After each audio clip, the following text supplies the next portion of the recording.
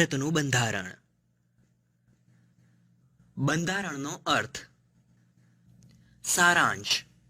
કોઈ પણ સંસ્થા કે સહકારી મંડળીઓ ચલાવવા ચોક્કસ નીતિ નિયમોની જરૂર પડે છે અને તે જ પ્રમાણે સંસ્થા કે સહકારી મંડળીએ કામ કરવાનું હોય છે. આમ દેશનો વહીવટ ચલાવવા બંધારણ આવશ્યક છે અને તે જ પ્રમાણે દેશના વહીવટને આગળ વધારવાનું હોય છે. સૈદ્ધાંતિક સમજ. અર્થ. કોઈ પણ દેશનું શાસન ચલાવવા માટે બનાવવામાં આવેલા નિયમોના વ્યવસ્થિત સંગ્રહને દેશનું બંધારણ કહેવામાં આવે છે. બંધારણ લેખિત કે અલેખિત હોઈ શકે છે. ભારતનું બંધારણ એ સૌથી મોટું લેખિત બંધારણ છે. બંધારણની શરૂઆત પ્રિએમ્બલ આમુખથી થાય છે. આમુખ એટલે પ્રસ્તાવના. આમુખનો કાયદા દ્વારા અમલ કરાવી શકાતો નથી. આમુખમાં પ્રજાના મુખ્ય આદર્શો, ઉદ્દેશો અને મહાન ભાવનાઓની ભવ્ય જાહેરાત કરવામાં આવી છે. આમુખમાં બંધારણના મૂળભૂત સિદ્ધાંતો અને આદર્શોનું દર્શન થતું હોવાથી આમુખનું મહત્વ ખૂબ જ છે. આ ઉપરાંત આમુખ દ્વારા બંધારણને લગતી મુશ્કેલીઓનો ઉકેલ શોધવામાં મદદ મળી રહે છે. બંધારણના કોઈ મુદ્દા કે શબ્દનો અર્થ અસ્પષ્ટ કે સંદિગ્ધ જણાય ત્યારે તેના અર્થઘટન માટે આમુખની મદદ લેવામાં આવે છે. ભારત અને અમેરિકાનું બંધારણ લેખિત છે, જ્યારે ઇંગ્લેન્ડનું બંધારણ અલેખિત કે પ્રણાલિકાગત છે. ભારતના બંધારણ દ્વારા દેશનો વહીવટ ચલાવતા પ્રતિનિધિઓ, વડાપ્રધાન, રાષ્ટ્રપતિ તેમજ સંસદ સભ્યો વગેરેને મદદ મળે છે. બંધારણનું ઘડતર. સારાંશ. ભારતના બંધારણ સભાની રચના મે 1945ના બીજા વિશ્વયુદ્ધ પછી અંગ્રેજો દ્વારા મોકલેલા 3 વ્યક્તિના કેબિનેટ દ્વારા કરવામાં આવી. તેમજ આઝાદી મળ્યા પછી બંધારણ સભા સ્થાપિત કરવામાં આવી હતી. બંધારણ સભામાં વિશિષ્ટ અને વિદ્વાન નેતાઓના સમૂહ દ્વારા તેમની દીર્ઘદ્રષ્ટિ અને રાજનૈતિક દ્રષ્ટિ સમાવવામાં આવી હતી. સૈદ્ધાંતિક સમજ. ભારતનું બંધારણ 4 આધાર સ્તંભ પર ટકેલું છે: લોકતંત્ર, સમાજવાદ, ધર્મનિરપેક્ષતા અને રાષ્ટ્રીય અખંડિતતા. બંધારણ સભાને 26 નવેમ્બર 1949ના દિવસે સંમતિ મળી અને કાર્ય 9 ડિસેમ્બર 1946થી શરૂ કરવામાં આવ્યું અને તેનો અમલ 26મી જાન્યુઆરી 1950થી કરવામાં આવ્યો હતો. બંધારણ સભાના ઘડતરમાં વિવિધ નેતાઓ જેવા કે જવાહરલાલ નહેરુ, સરદાર પટેલ, મૌલાના અબ્દુલ કલામ આઝાદ, શ્યામા પ્રસાદ મુખર્જી અને સરદાર બલદેવસિંહનો સમાવેશ થાય છે. બંધારણ સભામાં અલ્લાદી કૃષ્ણસ્વામી અય્યર, ડોક્ટર B.R. આંબેડકર, કનૈયાલાલ મુનશી જેવા બંધારણીય નિષ્ણાંતોનો સમાવેશ કરવામાં આવ્યો હતો. બંધારણ સભામાં એંગ્લો ઇન્ડિયનોના પ્રતિનિધિ તરીકે ફ્રેન્ક એન્થની અને પારસીઓના પ્રતિનિધિ તરીકે H.P. મોદીને સમાવવામાં આવ્યા હતા. ઉપરાંત સ્ત્રી સભ્યોમાં સરોજિની નાયડુ તથા વિજયાલક્ષ્મી પંડિતને સમાવવામાં આવ્યા હતા. બંધારણ સભાના અધ્યક્ષ તરીકે ડોક્ટર રાજેન્દ્ર પ્રસાદ અને બંધારણનો ખરડો તૈયાર કરવા ખરડા સમિતિની રચના કરી તેના અધ્યક્ષપદે ડોક્ટર B.R. આંબેડકરની નિમણૂક કરવામાં આવી હતી. હવે મિત્રો, તમને વિચાર થતો હશે કે ખરડો એટલે શું અને તે ખરડો કાયદો ક્યારે બને છે? બજેટ, કરવેરા, લોન વગેરે જેવી બાબતોને લગતા ખરડાને નાણાકીય ખરડા કહે છે. ખરડાને 3 વાંચનમાંથી પસાર થયા બાદ કાયદાનું સ્વરૂપ આપવામાં આવે છે. પ્રથમ વાંચનમાં ખરડાના સિદ્ધાંતો અને બીજા વાંચનમાં ખરડા અંગે ઝીણવટથી અને ગંભીરતાથી ચર્ચા કરવામાં આવે છે. ત્રીજા વાંચનમાં કલમવાર ચર્ચા કર્યા બાદ બીજા ગૃહમાં ખરડાને મોકલવામાં આવે, પણ 3 વાંચનમાંથી પસાર કરવામાં આવે છે અને ત્યારબાદ બંને ગૃહોની સંમતિ મળ્યા બાદ રાષ્ટ્રપતિની મંજૂરી માટે મોકલી તેના પર સહી કર્યા બાદ તે ખરડો બંધારણ સભાની કામગીરીમાં 2 વર્ષ 11 માસ અને 18 દિવસ પસાર થયા. આ દરમિયાન 166 બેઠકો પણ થઈ. આમ 26 નવેમ્બર 1949ના દિવસે બંધારણને સંમતિ આપવામાં આવી અને ત્યારબાદ અમલમાં મૂકવામાં આવ્યું. બંધારણની વિશેષતાઓ. સારાંશ. બંધારણ એક એવો દસ્તાવેજ છે કે જે આદર્શોને એક સૂત્રમાં બાંધવાનું કામ કરે છે. ભારતમાં લોકશાહી શાસન પદ્ધતિ દ્વારા પ્રતિનિધિને ચૂંટીને દેશનો વહીવટ તેમજ સત્તા અનુસાર કાર્ય કરવામાં આવે છે. ભારતના બંધારણમાં એવા નિયમો કે જોગવાઈઓ પણ છે જેથી પ્રતિનિધિઓ સત્તાનો દુરુપયોગ કરી શકતા નથી. સૈદ્ધાંતિક સમજ. ભારતનું બંધારણ તૈયાર કરવામાં બ્રિટન, આયર્લેન્ડ, ફ્રાન્સ તથા અમેરિકાના બંધારણની વિશિષ્ટતાઓનો પણ સમાવેશ થયો છે. બંધારણની મુખ્ય વિશેષતાઓ આ પ્રમાણે છે. લોકશાહી શાસન પદ્ધતિ. લોકશાહી એટલે લોકોનું, લોકો દ્વારા અને લોકો માટેનું શાસન. ભારતે લોકશાહી શાસન પદ્ધતિ અપનાવી હોવાથી દર 5 વર્ષે સામાન્ય ચૂંટણીઓ થાય છે. પોતાના પ્રતિનિધિને ચૂંટવા દેશનો કોઈ પણ નાગરિક કે જે 18 વર્ષથી ઉપરનો હોય તે મત આપી શકે છે. તેમજ દેશનો કોઈ પણ નાગરિક એટલે કે ગમે તે ધર્મ, જાતિ, વર્ગ, સ્ત્રી કે પુરુષ ચૂંટણી લડી શકે છે. ચૂંટણીમાં ચૂંટાયેલા સભ્યો 5 વર્ષ સુધી લોકોનું પ્રતિનિધિત્વ કરે છે. સ્વતંત્રતા એ મહત્વનું પાસું હોવાથી દરેક નાગરિકને વિચાર, વાણી, અભિવ્યક્તિ અને ઈચ્છા અનુસાર ધર્મ પાળવાની સ્વતંત્રતા છે. બિનસાંપ્રદાયિકતા.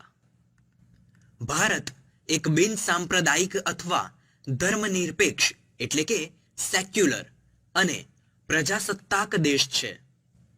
બિનસાંપ્રદાયિક એટલે એવું રાજ્ય કે જેની સ્થાપના કોઈ પણ ધર્મ કે સંપ્રદાયના પાયા પર કરવામાં આવી ન હોય, તેમજ રાજ્યનું શાસન કોઈ સંપ્રદાયની માન્યતાને આધારે કે સંપ્રદાયના કોઈ પણ બીજા નાગરિક વચ્ચે ભેદભાવ કે પક્ષપાત રાખીને કરવામાં આવતું ન હોય.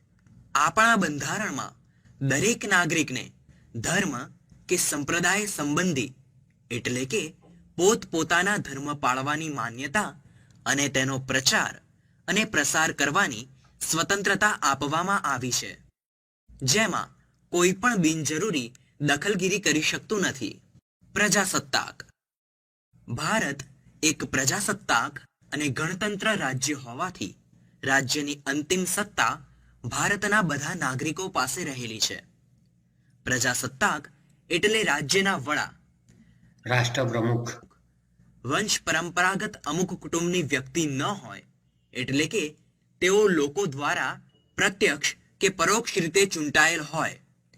ભારતની લોકશાહી શાસન પદ્ધતિ મુજબ દેશની રાજ્ય વ્યવસ્થા વિશિષ્ટ હકો ધરાવતા કોઈ ચોક્કસ વર્ગના હાથમાંથી રાજ્યતંત્રના તમામ હોદ્દાઓ ધર્મ, જાતિ કે સ્ત્રી પુરુષના કોઈ પણ ભેદભાવ વગર કોઈ પણ નાગરિક માટે માન્ય રહે છે. સંઘ રાજ્ય. ભારત એક સંઘ રાજ્ય છે એટલે કે જુદા જુદા ઘટક રાજ્યોનો બનેલો સંઘ કે જેમાં કાયદા ઘડવા માટે કેન્દ્રના, રાજ્યના અને સંયુક્તના વિષયોની યાદી નક્કી થયેલી છે. આ માટે 2 પ્રકારોની સરકારની રચના કરવામાં આવી છે.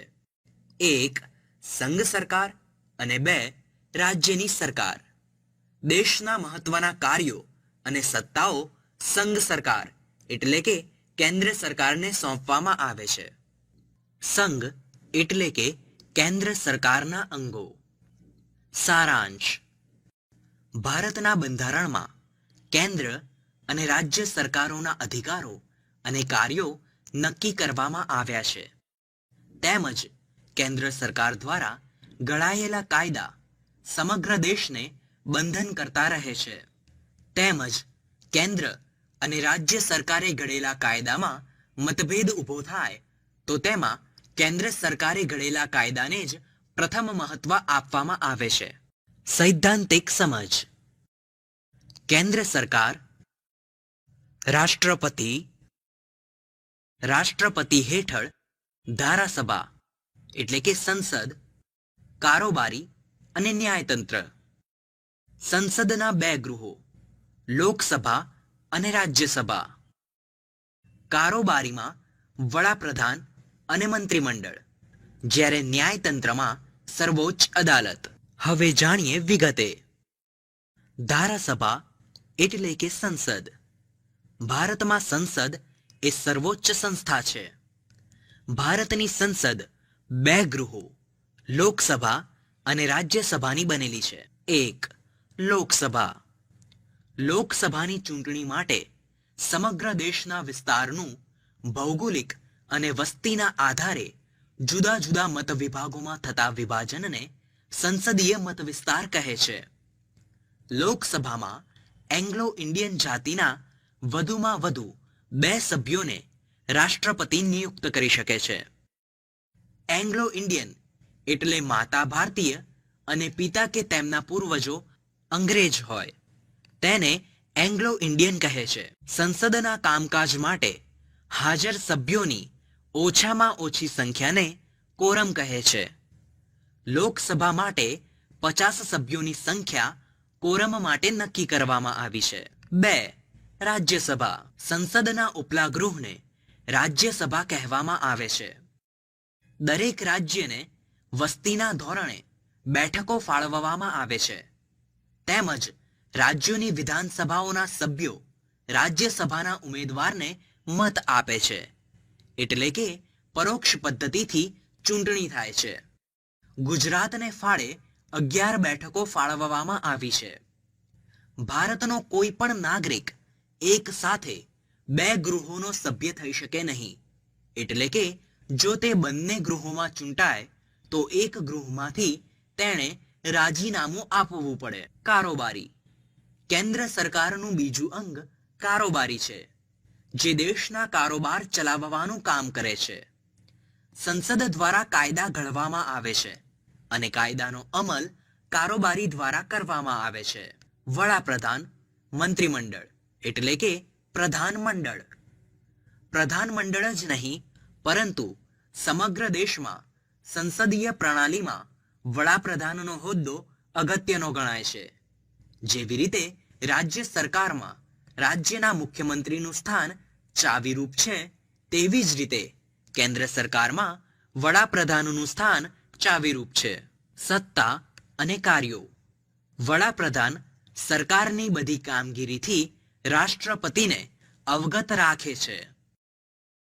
રાષ્ટ્રપતિ દ્વારા પ્રધાનોની નિમણૂક વડાપ્રધાનની સલાહ મુજબ જ થાય છે.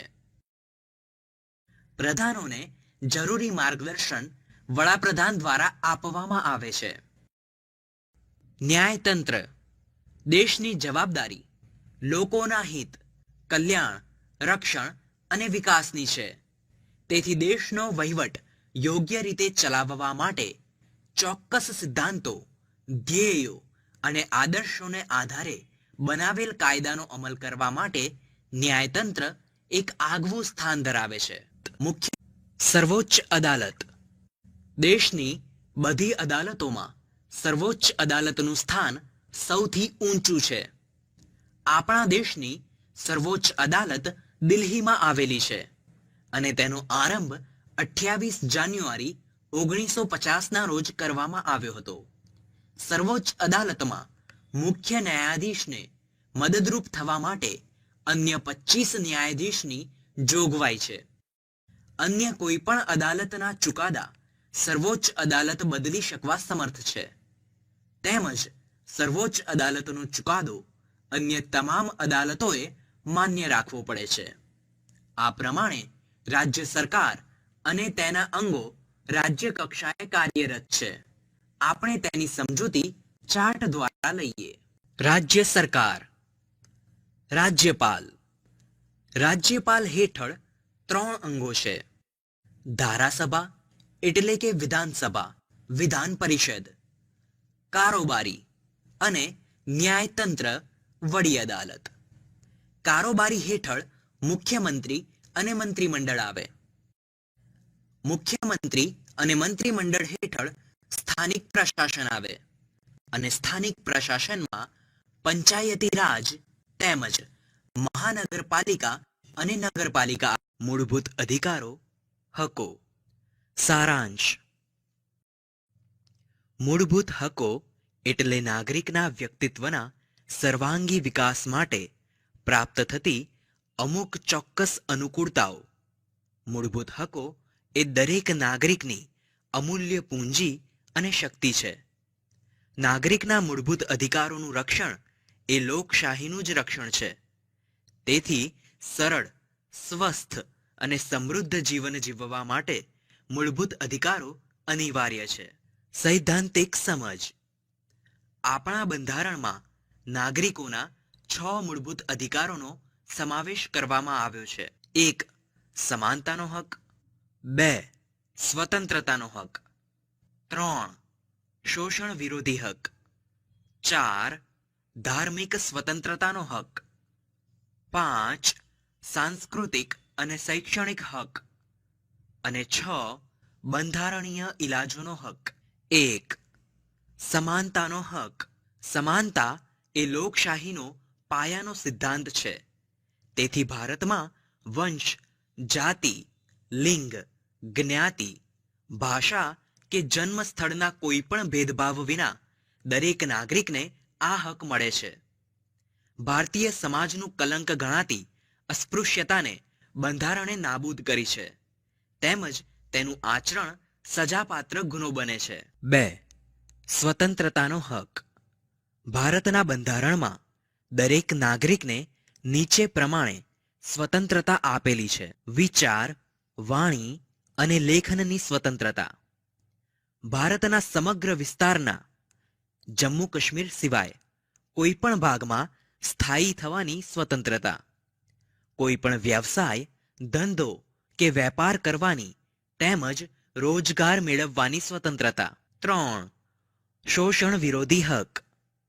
આ હક દ્વારા કોઈ પણ ક્ષેત્રમાં થતા શોષણ જેવા કે ગુલામીની પ્રથા, ફરજિયાત વેઠ પ્રથા, બાળમજૂરી વગેરે પર પ્રતિબંધ મૂકવામાં આવ્યો છે. 4. ધાર્મિક સ્વતંત્રતાનો હક. આ હક દ્વારા દરેક નાગરિકને પોતાનો ધર્મ પાળવાની સ્વતંત્રતા તેમજ બધા ધર્મો દેશ માટે સરખા હોવાથી કોઈ પણ ધર્મ પ્રત્યે ભેદભાવ રાખવામાં આવતા નથી. 5. સાંસ્કૃતિક અને શૈક્ષણિક હક. લઘુમતી કોમો ભાષાકીય અને ધાર્મિક દ્રષ્ટિએ પોતાની શિક્ષણ સંસ્થાઓ સ્થાપી શકે છે. તેમજ કોઈ પણ ભેદભાવ વગર નાણાકીય સહાય પણ મેળવી શકે છે. ભારતના કોઈ પણ નાગરિકને પોતાની ભાષા કે સંસ્કૃતિમાં રક્ષણ કરવાની સ્વતંત્રતા છે. 6. બંધારણીય ઇલાજોનો હક. કોઈ પણ મૂળભૂત હકનું પાલન ન થતું હોય કે તેનું ઉલ્લંઘન થયું હોય તો કોઈ પણ નાગરિક એ હકના રક્ષણ માટે સર્વોચ્ચ કે વડી અદાલત પાસે દાદ માગી શકે છે. ડોક્ટર બાબા સાહેબ આંબેડકરના મત મુજબ બંધારણીય ઇલાજોનો હક એ બંધારણના આત્મા સમાન છે. તો વિદ્યાર્થી મિત્રો, આ પ્રકરણ અહીં પૂર્ણ થાય છે.